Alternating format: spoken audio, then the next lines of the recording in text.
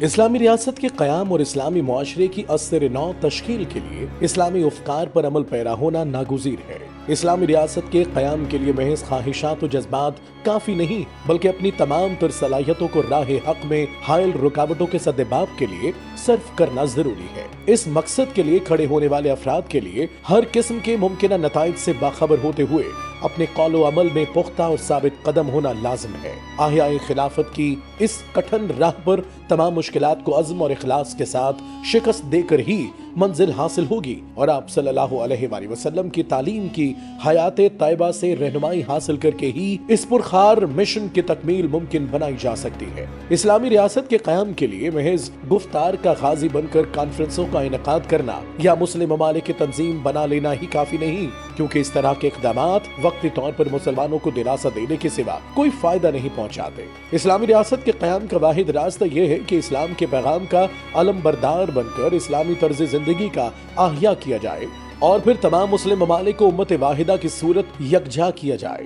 جزد واحد کے مانند مسلمان اگر ایک جگہ یا ملک میں اسلام کا نفاذ کریں گے تو اس کے اثرات پوری دنیا میں بسنے والے مسلمانوں پر ہوں گے۔ چنانچہ اسلامی ریاست کے قیام کی اس دعوت کے لیے ضروری ہے کہ اشاعت و ابلاغ کے تمام ذرائع بروئے کار لا کر مسلمانوں تک پیغام حق پہنچایا جائے۔ اس دعوت کا آغاز مسلمانوں کے کسی ایک ملک سے ہو اور پھر اس کا دائرہ کار پوری دنیا تک پھیلا دیا جائے۔ آپ صلی اللہ علیہ وآلہ وسلم نے اسلام کی دعوت کے آغاز میں مکہ کی سختیوں پر صبر کیا، پھر مدینہ کی طرف ہجرت کر کے اسلامی ریاست کو قائم کرتے ہوئے دعوت و جہاد کے ذریعے پورے عرب پر اسلام کا پرچم بلند کیا، اور اس کے بعد یہ دعوت پوری دنیا میں پھیل گئی۔ احیاء خلافت کے لیے ضروری ہے کہ پہلے خطے کے لوگوں کی اسلامی افکار پر تربیت کی جائے تاکہ وہ اسلامی طرز زندگی کا عملی نمونہ بن جائیں، اور پھر وہ دعوت حق کے پیغام کو عام کر کے رائے عاموں کو ہموار کرے، یہاں تک کہ دایان حق اور معاشرے کے درمیان پختہ ربط پیدا ہو جائے۔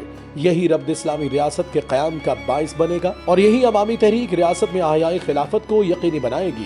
یہاں سے دعوت کے عملی دور کا آغاز ہوگا کہ جس میں اسلامی ریاست اور اس کے مکین پوری دنیا میں دعوت حق کا پرچار کریں گے۔ یہ ایسی اسلامی ریاست ہوگی جہاں حکمرانی اللہ تعالیٰ کے نازل کردہ احکامات کے مطابق ہوگی۔ اسلام کا مکمل طور پر نفاذ کیا جائے گا۔ بقیہ مسلم ممالک کو اسلامی ریاست کا حصہ بنانے کے لیے داخلی پالیسی بنائی جائے گی، اور پھر اسلامی طرز زندگی کو تمام مسلم ممالک میں فروغ دیا جائے گا۔ اس کے بعد وہ مرحلہ آئے گا جو مسلم علاقوں میں استعمار کی وضع کردہ عارضی سرحدیں مٹا دی جائیں گی، اور مسلمانوں پر ویزے اور کسٹم ٹیکس کو ختم کر دیا جائے گا۔ یوں تمام مسلم ممالک کی عوام حقیقی اسلامی ریاست اور اسلام کے نفاذ کا مشاہدہ کر لیں گے۔